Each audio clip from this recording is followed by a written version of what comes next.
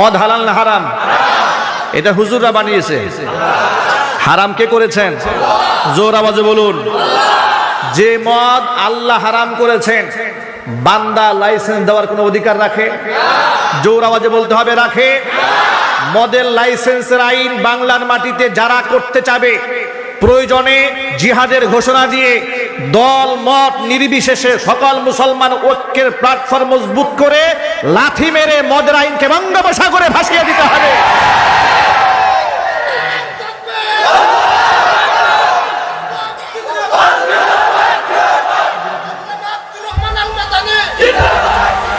প্রিয় ভাইরা আমার, আজকে গোটা বাংলাদেশের স্কুল কলেজ বিশ্ববিদ্যালয় থেকে শুরু করে অফিসে আদালতে সর্বত্র যেখানে মাদকের সরাসরি প্রকাশ্যে মদ, গাঁজা, আফিম, হেরোইন সেবন করা হচ্ছে, এমনকি হেরোইন এখন গ্রামগঞ্জে পর্যন্ত ছড়িয়ে যাচ্ছে। এত মাদকের মধ্যে থাকার পরেও বাংলাদেশের কওমি মাদ্রাসার শিক্ষার্থী বর্তমানে 20 লাখের উপরে, এই 20 লাখের উপরে ছাত্র ছাত্রী একজনও মাদকের সাথে জড়িত নয়।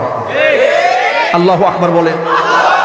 আমার প্রশ্ন হলো, এমন কোন থিম মাদ্রাসায় অ্যাপ্লাই করা হয়েছে যার কারণে মাদ্রাসার ছাত্ররা মদ, গাঁজা তো দূরের কথা, একটা সিগারেট পর্যন্ত জীবনে হাতে নেয় না?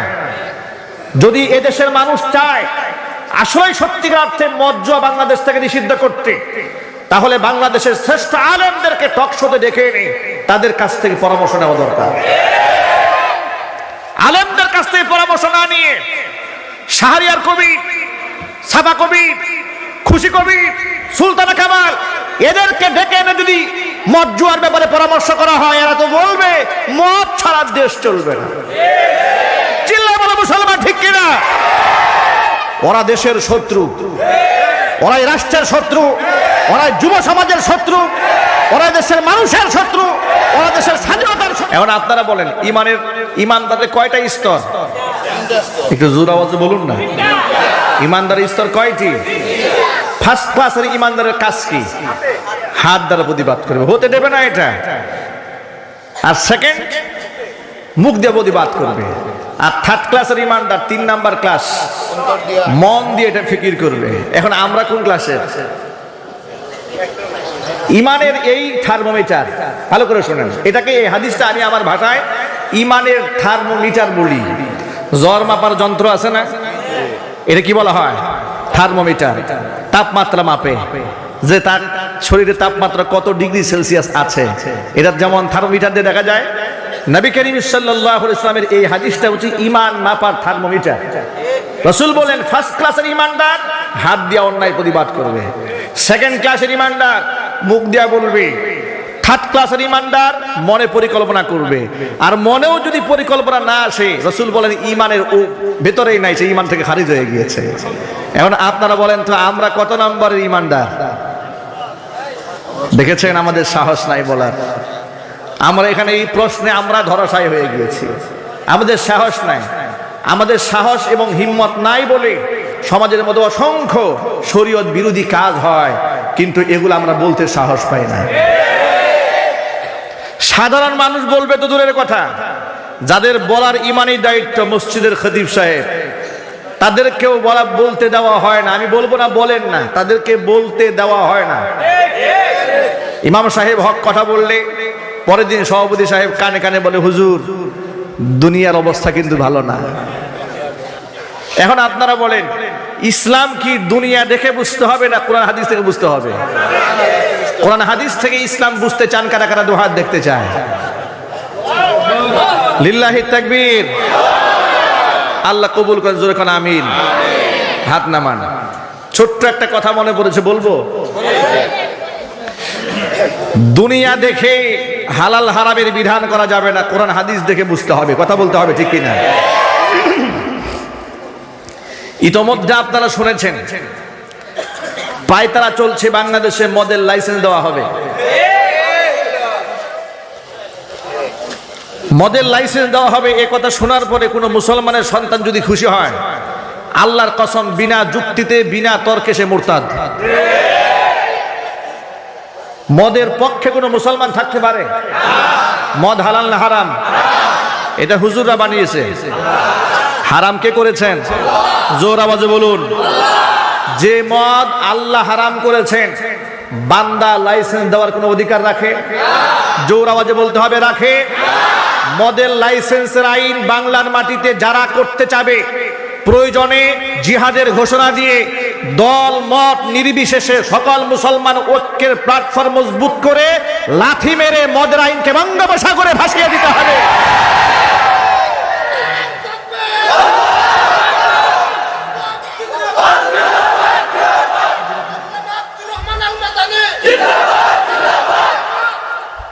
ভাইরা, কথাটা কেন বললাম শোনেন। আল্লাহ করলেন মদ হারাম, বান্দা দেবে লাইসেন্স। যুক্তি দেওয়া হলো কি? যুক্তি দেওয়া হয়েছে যে মদ নিয়ন্ত্রণ করা যাচ্ছে না, মাদক নিয়ন্ত্রণ করা যাচ্ছে না, সুতরাং এটা একটা নিয়মের মধ্যে আনলে নিয়ন্ত্রণটা ভালো হবে। নিয়ন্ত্রণ করা যায় না কেন? বর্তমান বাংলাদেশে মাদক সেবীদের সংখ্যা ৮০ লক্ষ ছাড়িয়েছে। নাউজুবিল্লাহ, আস্তে আস্তে পড়েন। মুসলিম দেশে ৮০ লাখের উপরে মদখোর আছে। তারা চিন্তা করলো মদ তো নিয়ন্ত্রণ করা যাচ্ছে না, তাহলে একটা কাজ করি, একটা নিয়মের মধ্যে নিয়ে আসি। ২১ বছর বয়স যদি হয় তাহলে তাকে লাইসেন্স দেওয়া হবে, নারী হোক আর পুরুষ হোক। নাম্বার 1। ২ নাম্বার হচ্ছে একটা এলাকার মহল্লার মধ্যে ১০০ লাইসেন্সধারী যদি মদখোর থাকে, ওই এলাকার মদখোররা যদি অ্যাপ্লাই করে ট্রেড লাইসেন্সের জন্য যে এলাকায় একটা মদের দোকান দরকার, তাহলে সেখানে একটা মদের বারও উপহার দেওয়া হবে। ২ নাম্বার।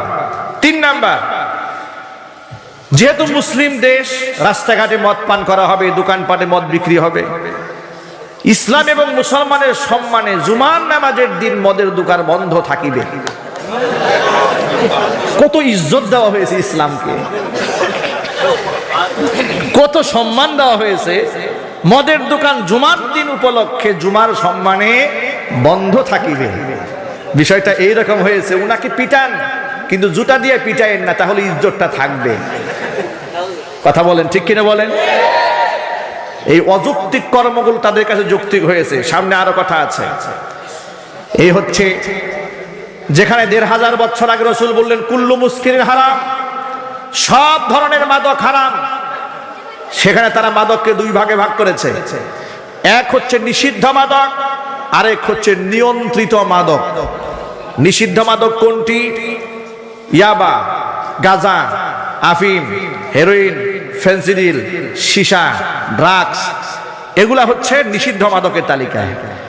আর নিয়ন্ত্রিত মাদক হচ্ছে মদ, বিয়ার, হুস্কি, এগুলা হচ্ছে নিয়ন্ত্রিত মাদক। এর মানে এটা খাওয়া জায়েজ আছে। 2টা ভাগে ভাগ করা হয়েছে। একটু ভালো করে শোনেন। যুক্তি দেখানো হয়েছে, বিদেশ থেকে মেহমানরা আসে, তাদেরকে একটু মদ না দিলে আপ্যায়ন হয় না, এই জন্য পারমিশন দরকার। যুক্তি 1। তাদের 2 নাম্বার যুক্তি, যারা ডুম ঘরে কাজ করে লাশ কাটে, তো তাদের জন্য মদ না খাইলে ধরো লাশ কাটতে পারবে না, এই জন্য মদ দরকার। 3 নাম্বার যুক্তি, যারা সুইপারের কাজ করে তাদের জন্য মদ দরকার, এটা 3 নাম্বার যুক্তি। 4 নাম্বার যুক্তি পেশ করেছে যে এই ক্ষেত্রে মধ্যপ্রাচ্যকে মডেল বানানো যেতে পারে, কারণ মধ্যপ্রাচ্য ইসলামিক কান্ট্রি, সেখানে মদ বিক্রি হয়। তাদের যুক্তি, সেখানে যেহেতু মদ বিক্রি হয়, অতএব মুসলমানদের দেশে বাংলাদেশে মদ বিক্রি হলে অসুবিধা নেই। এই কথাটা বলার পেছনে কারণটা শোনায়। মধ্যপ্রাচ্যকে মডেল বানাতে হবে, এটা এই জন্য বলা হয়েছে যেহেতু এদেশের মুসলিম সেন্টিমেন্ট এত বেশি। যদি এদেশের জনগণ শোনে যে মদের লাইসেন্সে পায়তারা করা হচ্ছে, মুসলিমরা ক্ষিপ্ত হয়ে যাবে।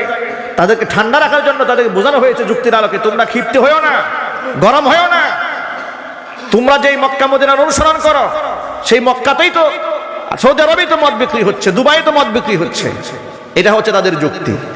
আমার প্রশ্ন হলো, নিয়ন্ত্রণ করা যায় না, এই জন্য যে নীতিমালা জাতির সামনে উপস্থাপন করা হয়েছে, আমরা মিডিয়ার মাধ্যমে যা জানতে পেরেছি, এক বাক্যে জবাব দিয়ে সকলে বলবেন এর দ্বারা কি মদ নিয়ন্ত্রিত হবে নাকি গোটা সমাজের রন্ধ্রে রন্ধ্রে পৌঁছে যাবে? এটা কি নিয়ন্ত্রণ করার রাস্তা নাকি সমাজের মধ্যে ঢুকায় দেওয়ার রাস্তা? আগের মধ্যে মদখোররা আগের দিনে যত কিছুই করুক না কেন, নিজেরা মদ খাওয়ার পর লুকাই লুকাই খেত আর অন্যায় প্রবণতায় ভুগত যে না আমি একটা অন্যায় কাজ করেছি। আমি একটা ভুল করেছি, যখন লাইসেন্স দেওয়া হবে প্রকাশ্যে যখন মদ্যপান করবে বাধা দিতে পারবেন না, ঘাড় পাশায় মারবে আর বলবে মিয়া এই যে লাইসেন্স। কথা বলে না, ঠিক কিনা বলেন? এর দ্বারা কি এই দেশ, এই জাতির কল্যাণ সাধিত হবে? জোর আওয়াজে বলুন, কল্যাণ সাধিত হবে। আমার প্রশ্ন হলো, বলা হলো মধ্যপ্রাচ্যকে মডেল বানাবে।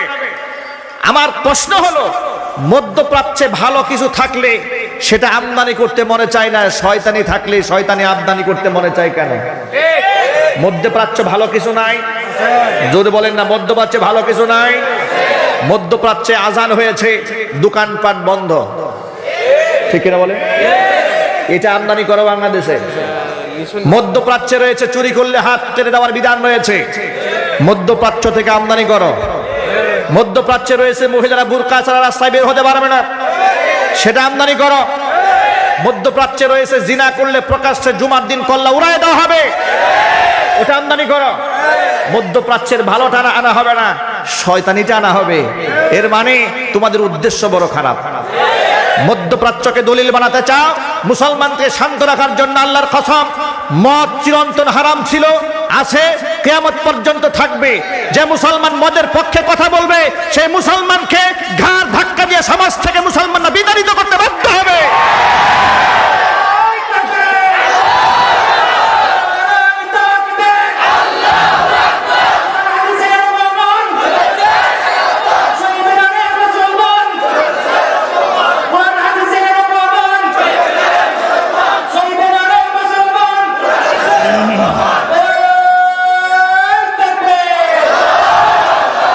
ভাইরা আমার, শরীয়ত বিরোধী কাজী চোখের সামনে এত বড় অন্যায় হবে, মুসলমানরা মুখ বুজে সহ্য করবে তা হবে না। আমি বড় অবাক হয়ে গেছি, এদেশের মধ্যে তথাকথিত কিছু মুরব্বী শ্রেণীর লোক আছে যাদেরকে দেশের মানুষ বড় পীর সাহেব হিসেবে জানে। আমার কথা হলো, এত বড় একটা জঘন্য আইন বাংলাদেশে হতে যাচ্ছে, এই আইনের বিরুদ্ধে তথাকথিত পীরেরা জবান বন্ধ রেখেছে কেন? কি রুটি হালুয়া বন্ধ হয়ে যাবে এই জন্য? দাওয়াত বন্ধ হয়ে যাবে এই জন্য? তাহলে তোমাদেরকে দাড়ি টুপি পরায়া বসায় রাখা হয়েছে কেন গুরু ঠাকুরের মতো? কারণটা কি? হালালকে হারাম বানাবার জন্য আর হারামকে হালাল বানাবার জন্য। এই ভণ্ডামি চলবে না সোনার বাংলাদেশে। শাহজালাল ইয়ামানি রহমাতুল্লাহি আলাইহির পুণ্যভূমিতে বসে সকল মুসলমানকে ঐক্যবদ্ধ হতে হবে। গৌর গোবিন্দের বিরুদ্ধে তাকবীরের স্লোগানে যেমন সিলেটের মাটি প্রকম্পিত হয়েছিল, আবার গোটা সিলেটের মাটি থেকে আরেকটা তাকবীরে ধ্বনি উঠবে। বাংলার মাটিতে মদের লাইসেন্স হলে একজন মুসলমান ঘরে বসে থাকবে না যতক্ষণ না পর্যন্ত মদ রাষ্ট্রীয়ভাবে নিষিদ্ধ ঘোষণা করা না হবে।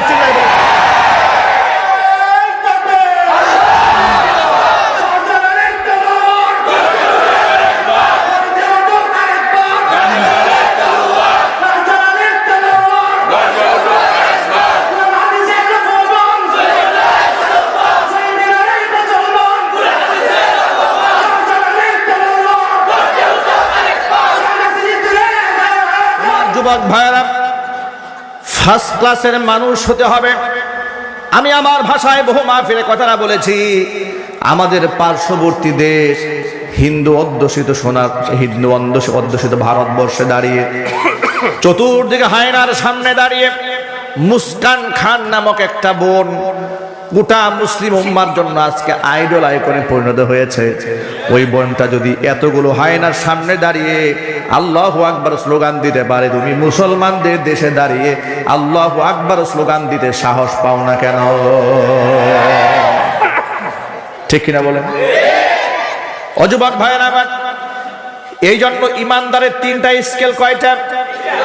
ফার্স্ট ক্লাসের ইমানদার হাত দিয়ে প্রতিবাদ করবে, দ্বিতীয় শ্রেণী ইমানদার জবান দিয়া বলবে, তৃতীয় শ্রেণী ইমানদার মন দিয়া পরিকল্পনা আনবে।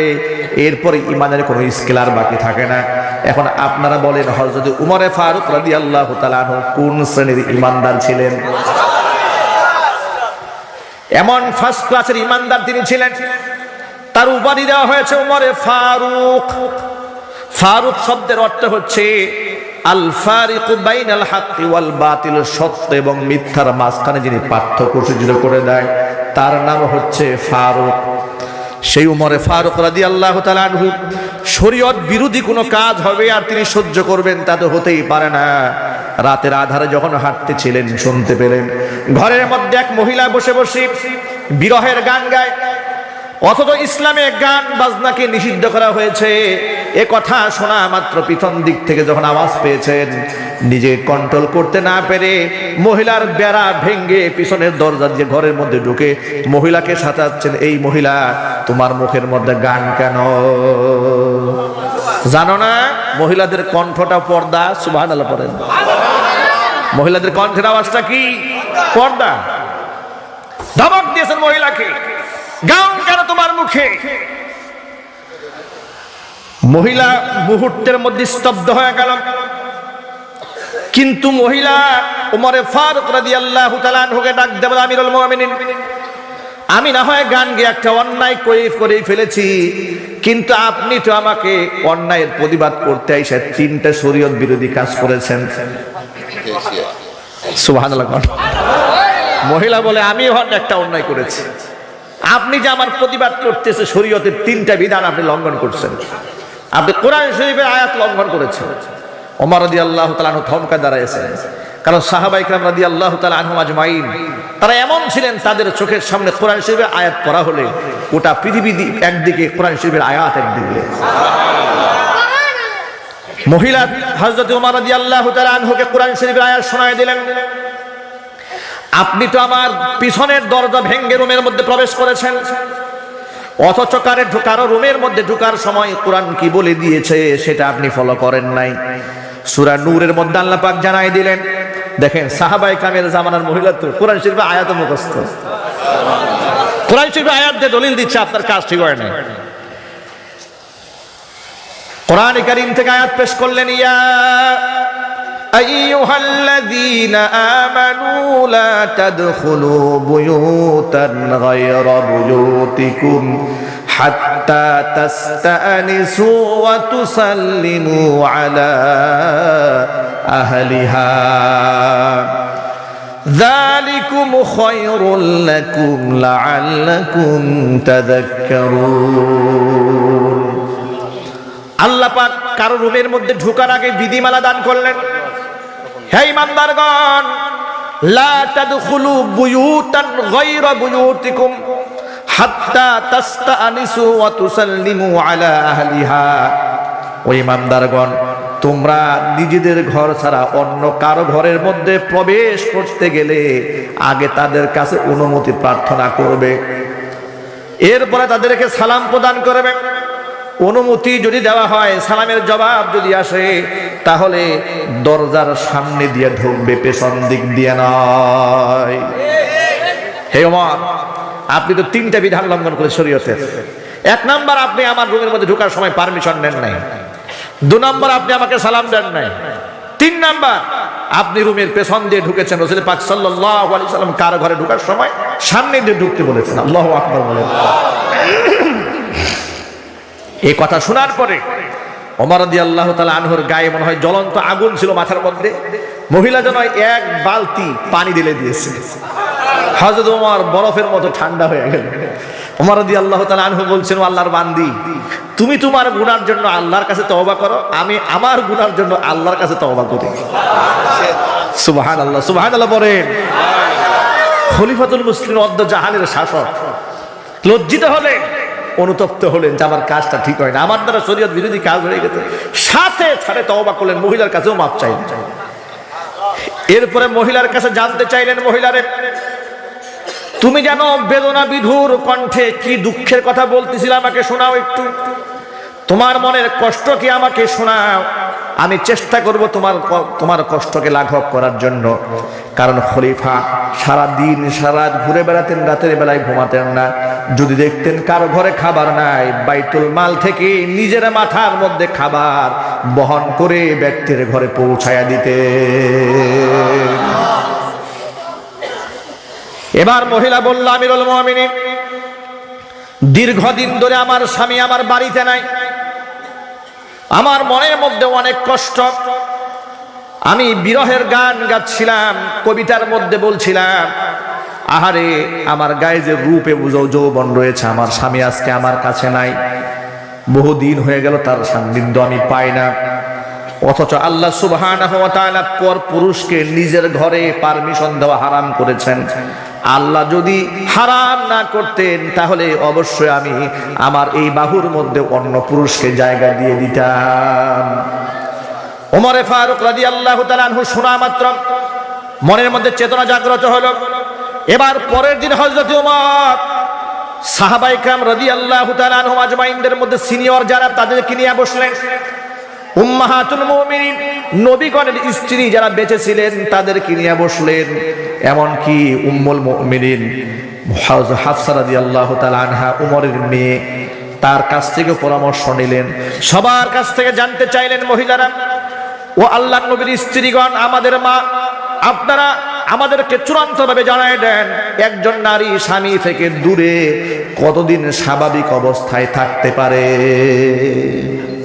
স্বামী থেকে একটা নারী স্বাভাবিক অবস্থায় কতদিন থাকতে পারে, নিজেকে কন্ট্রোল করে। নারীদের পক্ষ থেকে ঘোষণা দেওয়া হলো, একটা নারী স্বামীর সান্নিধ্য ছাড়া, যুবতী একটা নারী যৌবন ভরা যাদের দেহ, সর্বোচ্চ 4 মাস পর্যন্ত তারা স্বামী থেকে দূরে থাকতে পারে স্বাভাবিকভাবে। এরপর থেকেই তাদের দৈহিক চাহিদা যখন বেড়ে যায় তখন নিজেদেরকে কন্ট্রোল করা তাদের জন্য কঠিন হয়ে দাঁড়ায়। এই ঘোষণা যখন নবীগণের স্ত্রীদের পক্ষ থেকে আসলো, সাহাবায়ে কেরামের পক্ষ থেকে এসেছে, সকলের রায় নিয়ে ওমর রাদিয়াল্লাহু তাআলা আনহু রাষ্ট্রীয় ফরমান জারি করলেন। আজকের পর থেকে গোটা মুসলিমদের খেলাফত স্টেট যতগুলো জায়গায় প্রতিষ্ঠিত হয়েছে, সকল কর্মচারী কর্মকর্তার জন্য সর্বোচ্চ 4 মাস পরে বাধ্যতামূলক ছুটি কাটিয়ে নিজের স্ত্রীদের কাছে যেতে হবে। চিল্লা এখন আল্লাহু আকবার। রাষ্ট্রীয় ফরমান জারি হলো, মুসলিম খলিফা আইন করে দিলেন 4 মাসের ঊর্ধ্বে কোন পুরুষ তার স্ত্রী থেকে দূরে থাকতে পারবে না। সুবহানাল্লাহ। ভাইরা আমার, এত সুন্দর আইন করে দেওয়া হলো যাতে করে কোন নারী পরকীয়ায় না জড়িয়ে যায়, কোন পুরুষ যেন জেনা ব্যভিচারের মধ্যে জড়িয়ে না পড়ে। যার কারণে এত সুন্দর সমাজ সেখানে গড়ে উঠেছিল, কেউ জিনা ব্যভিচারের মধ্যে লিপ্ত হতো না। জোরে কোন সুবহানাল্লাহ। এত সুন্দর সমাজ কায়েম হয়েছিল সেখানে। মানুষ কাউকে ধর্ষণ করবে, হত্যা করবে দূরের কথা, ধর্ষণের কথা তো মাথার মধ্যে তারা চিন্তায় আনতো না। বরং শয়তানের ওয়াসওয়াসায় পড়ে যদি কেউ অন্যায় কাজ করে ফেলেছে, নিজে অনুতপ্ত হইয়া রাসূল পাক সাল্লাল্লাহু আলাইহি সাল্লামের সান্নিধ্যে হাজিরা দিয়েছে। মাইজ ইবনে মালিক আল আনসারী রাদিয়াল্লাহু তাআলা আনহু, মদিনার এই আনসারী সাহাবী, আল্লাহ রাসূলের কাছে এসে বললেন, তাহহিরনি ইয়া রাসূলুল্লাহ, আল্লাহর হাবিব, আমি অন্যায় করেছি, গুনাহ করেছি, আমার দেহটা নাপাক হয়ে গেছে, আপনি আমাকে পাক বানান। নবীজি তাকে ধমক দিয়ে তাড়াই দিলেন, যাও তুমি ইস্তিগফার করো, আল্লাহর দিকে ফিরে যাও। ব্যক্তি পরের দিন আবার আসছেন, ইয়া রাসূলুল্লাহ, আপনি আমাকে পবিত্র বানান। নবীজি দ্বিতীয় দিন তাকে একই কথা বলে তাড়াই দিলেন। তৃতীয় দিন এই মাইজাল মালিক আল আনসারী আবার আসলেন, এসে বললেন, নবীজি আপনি আমাকে ধমক দিয়ে তাড়াই দিয়েন না, আমি গুনাহ করে গোটা দেহটা আমি নাপাক করে ফেলেছি, আপনি আমাকে পবিত্র বানান।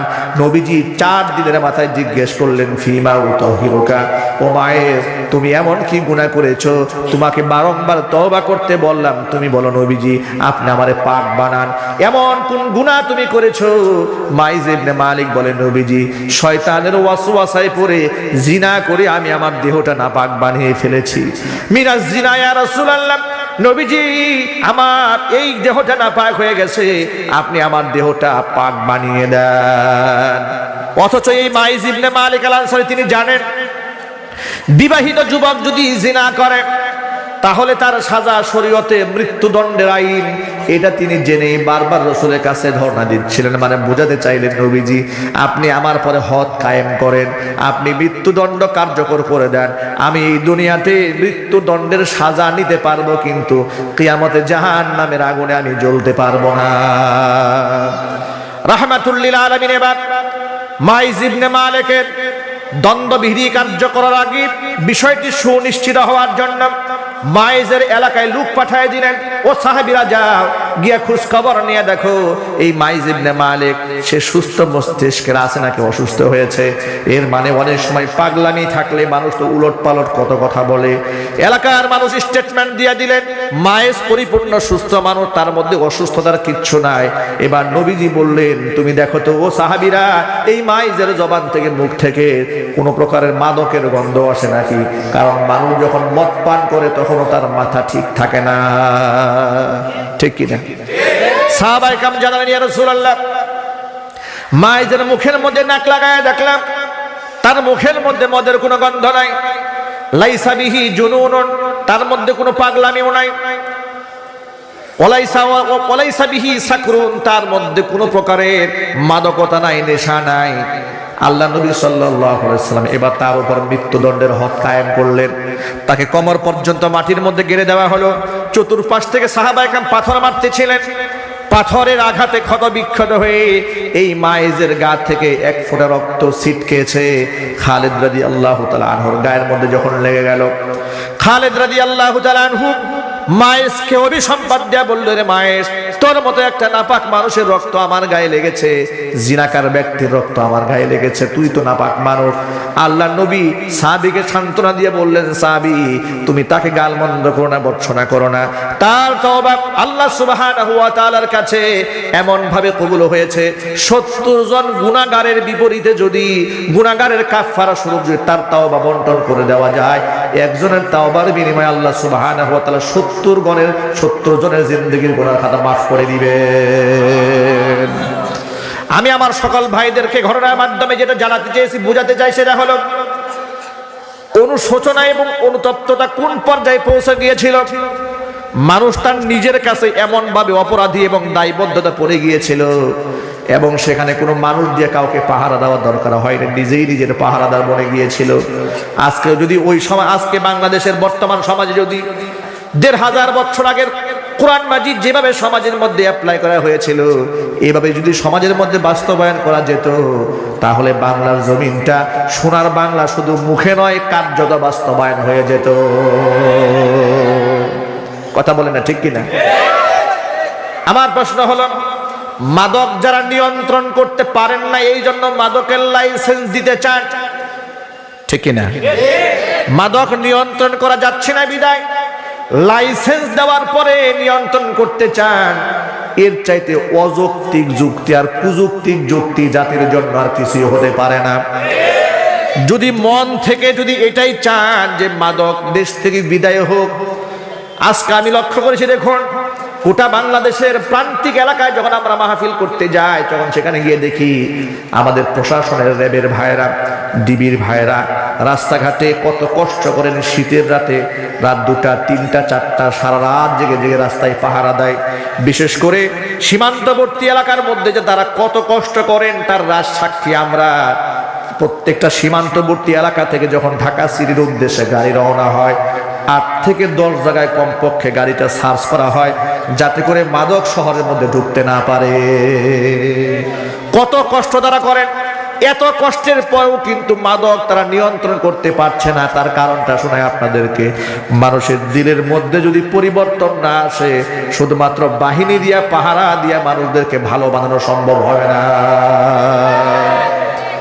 আল্লাহ নবী সাল্লাল্লাহু আলাইহি সাল্লাম পরিবর্তন করতে সক্ষম হয়েছিলেন মানুষদেরকে। মানুষের দিলের মধ্যে আল্লাহর হাবিব মেহনত করেছিলেন, অন্তরের মধ্যে কোরআন ঢুকিয়ে দিয়েছিলেন। এই জন্য কোরআন মাজিদ আল্লাহ পাক বলেন, কদ আফলাহা মান যাক্কাহা ওয়া যাকারা ইসমা রাব্বিহি ফাসাল্লা। কদ আফলাহা মান যাক্কাহা, সফল সেই ব্যক্তি যে ব্যক্তি নিজেকে পাক বানিয়েছে। জোরে কন্না আল্লাহু আকবার।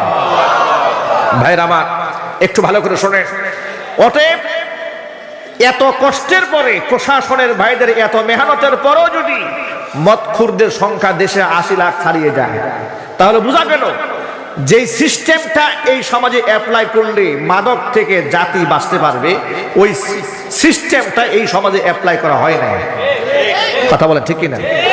এখন ওই ফর্মুলাটা এই দেশে আমদানি করা দরকার আছে না নাই?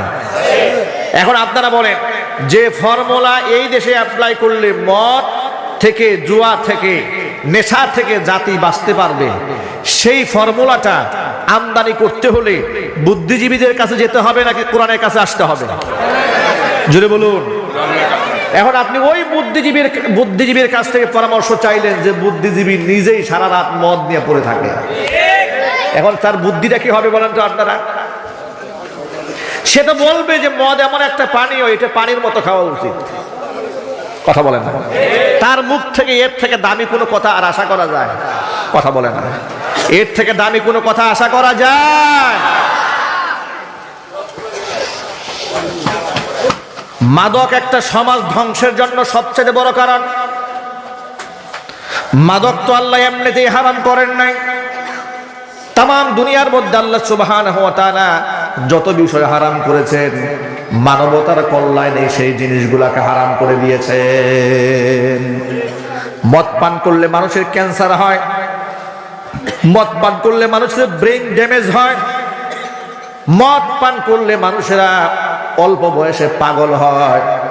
মদ যে সমাজের, যে ঘরের যুবক বা কর্ণধার, ঘরের যিনি মূল হোতা থাকেন, এই ব্যক্তি যদি মদ পান করে তাহলে তার সংসার শেষ, ওই সংসারের মধ্যে আর সুখ আসে না।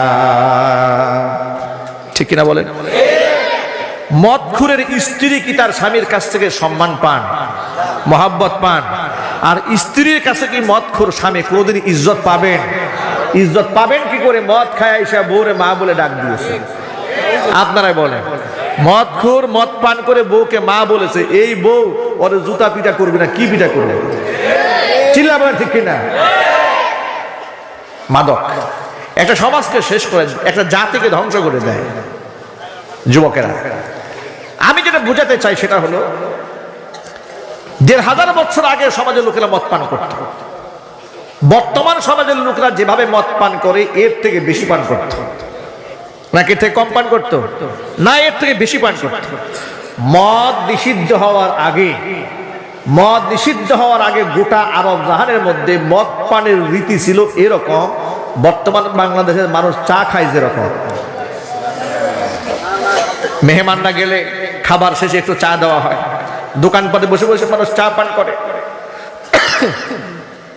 এত গ্যাস আসতেছে মরিচে।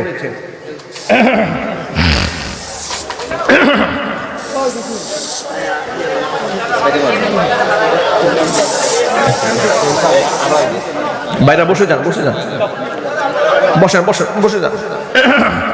এই পর্দাগুলো নামাই দেন, পর্দা নামাই দেন।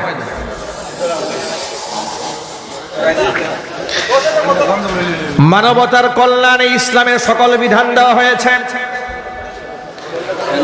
আমি দেশের কর্ণধার, দেশের পরিচালকদেরকে কোরআনের মাহফিল থেকে ছোট্ট একটা ফর্মুলা উপহার দিতে চাই। ওই ফর্মুলা যদি সমাজে অ্যাপ্লাই করা হয়, আল্লাহর নামে শপথ করে বলি, এই সমাজ থেকে মাদক চিরতরে বিদায় হয়ে যাবে। একটা উদাহরণ দিই আপনাদের সামনে। সরকার দেখবেন মাঝে মাঝে মাদক বিরোধী চিরুনি অভিযান চালান, দেশে চালান না? কথা বুঝেন তো আমার কথা? বুঝতে কষ্ট হয় আমার কথা? আপনাদের কথা আমার বুঝতে কষ্ট হয়, অনেক কষ্ট হয়। আপনারা পরস্পর সিলেটের ভাষায় কথা বলে বুঝি না। আপনাদের তো আল্লাহ পাক দুটো নিয়ামত দান করেছেন, নিজের ভাষাটাও বুঝেন, আরেকটাও বুঝেন। আপনারা তো দুভাষী হয়ে গেছেন, মাশাআল্লাহ। আমি যেটা বুঝাতে চাই সেটা হলো, মাদক বিরোধী চিরুনি অভিযান হয় মাঝে মাঝে দেশে, হয় না? আপনারা বলুন তো মেহেরবানি করে এক বাক্যে জবাব দিয়ে, বাংলাদেশে কওমি মাদ্রাসার বর্তমান ছাত্র সংখ্যা সরকারি হিসাব মতে 20 লাখের উপরে আছে। কত লাখ? এই 20 লক্ষ ছাত্র ছাত্রীর মধ্যে এই পর্যন্ত একজন ছাত্র কিংবা ছাত্রী মাদকের সাথে সংশ্লিষ্ট বলে আপনারা জীবনে কখনো শুনেছেন? একটু জোরে বলেন না, আপনারা কখনো শুনেছেন? কিন্তু স্কুলে ক্লাস 7-এর ছাত্র মাদকের সাথে জড়িত, প্রকাশ্যে ধূমপান করছে। আল্লাহর নামে শপথ করে বলি, মাত্র গত 25 তারিখের কথা, আজকে কয় তারিখ? 4 তারিখ। 25 তারিখের কথা, আমার মাহফিল ছিল মাগুরাতে। মাগুরাতে আমি মাদকের ভয়াবহ ব্যাপারে একটা লম্বা আলোচনা করেছি। কোরআনে কারীম থেকে আয়াত নিয়ে ধারাবাহিক স্টেজগুলো আলোচনা করেছি, আল্লাহ পাক কেন মদকে হারাম করলেন।